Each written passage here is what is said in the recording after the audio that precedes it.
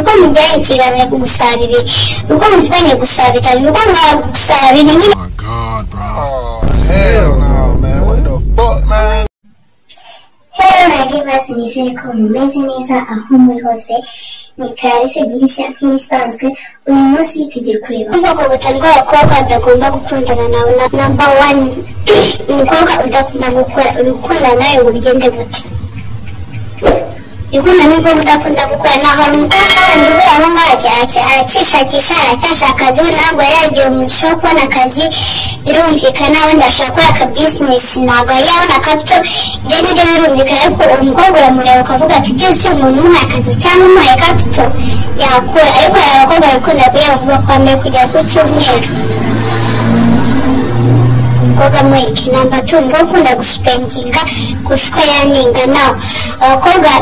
Abakobwa benshi ndabikeneye ibintu byinshi, umusatsi, mana yanjye, makeup, imyenda, dukeneye ibintu byinshi pe. Ariko if you spending more than your earning ni ikibazo. Nta muhungu n'umwe wishimira kuba muri relationship y'umukobwa umeze uko. Urashaka gusohoka kuva kwa mbere kugera ku cyumweru.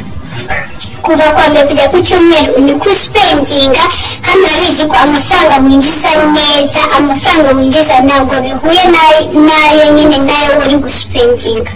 Uri guhomba 200 ku kwezi biri kurangira ukoresha ni 800. Why? Number 3, b'abakobwa mu bwa mbere bakatajya kubya amabanga yabo yose. Hakubwira ikintu cyose A to Z. Once the times abakobwa bari kubeshya. Hari amabanga ugomba kubwira umuntu bitewe n'igihe mumaranye. Muri bwa mbere se kuvuga ko famille iri mbi ukuntu baroga ukuntu darara ukuntu papa yasize mama we ukuntu bashuti be ari abana babe ukuntu abantu bose bamuhembye. Nyine ari kubwira amabanga yose y'ubuzima bwe murangiye gitoya. Take note, nawe ibyo uri kumubwira azagenda bivuga kubera ko umukobwa bimubigira ibanga. Number 4, umukobwa utakubaha. Muri mu bashuti bawe nta level of respect ari kuguha kandi abagabo mukunda kubaha uko baremye. Abagabo baremwe na pride. Aba yumva aho ariho hose umukobwa bakundana agomba kumwubahisha akamuvuga neza kandi mukubasha rimwe ibintu byinshi. Niba umukobwa ujya gusohokana ari kuvuga anyhow uri kumva nyine ntabwo ari kukubahisha mu bajama bawe cyangwa mu bashuti bawe cyangwa mu bashuti be. Kuko umukobwa muri kumwe niwe utuma abantu bakubaha.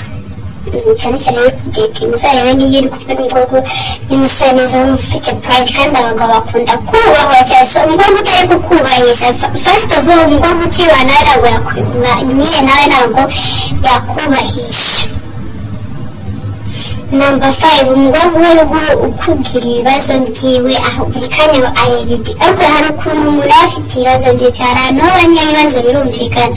Ariko that person from A to Z uko mujyanye ikiganiro kugusaba ibi uko muvuganye gusaba bitari uko mwagusaba ibi nyine every single time. Na get me right, abagabo n'abantu bagomba guprovidingira abakobwa bakunda cyangwa abagore babo.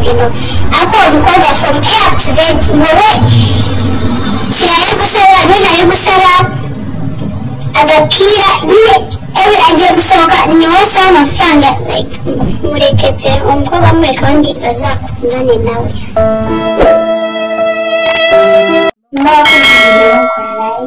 Niba ufite icyifuzo ukiduhe muri comment kandi nanone niba utarakora subscribe ntiwibagirwe kuyikora kandi namwe mwayikoze ndabakunda cyane. Niba hari umuntu ushaka gusangiza iyi video nabwo akanda share ukayimusangiza kugira ngo nawe abashe kuyigiraho.